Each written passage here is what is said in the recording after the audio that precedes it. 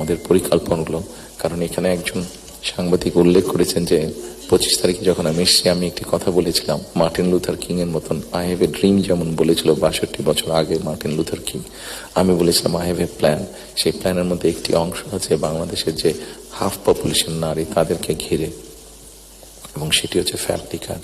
Family কার্ডের মাধ্যমে it's not যে একটা ফ্যামিলি কার্ড যে নারী পাবে সেটি সে সারা জীবন পাবে।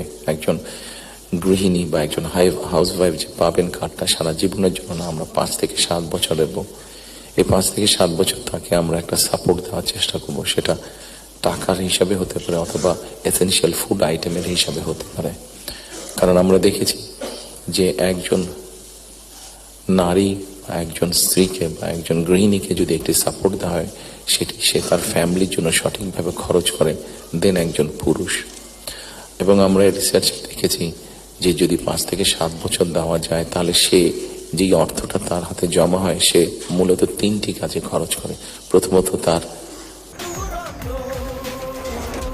করতে পারে, সেটি সে ছোট ছোট ভাবে ইনভেস্ট করে।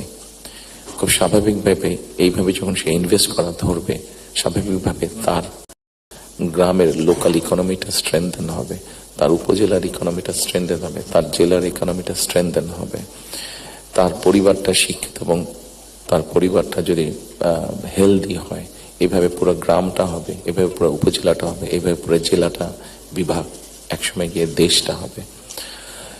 4 কোটি ফ্যামিলির মধ্যে আপনারা বলতে পারেন একবারে কি দেওয়া সম্ভব কিনা? না, 4 কোটি ফ্যামিলির মধ্যে একবারে দেওয়া সম্ভব না। গ্র্যাজুয়ালি আমরা যাব, যারা প্রান্তিক, যারা যাদের যাদের নিডফুল আন্ডার প্রিভিলেজ তাদেরকে দিয়ে আমরা শুরু করব। এই কার্ডটি আমরা আপনারা জিজ্ঞেস করতে পারেন হয়তো কার্ডটি কাদেরকে দেবেন।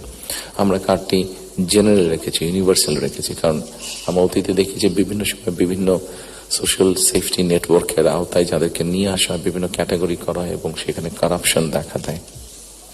সেই জন্য আমরা এটি জেনারেল রেখেছি। এটি একজন গ্রামের কৃষক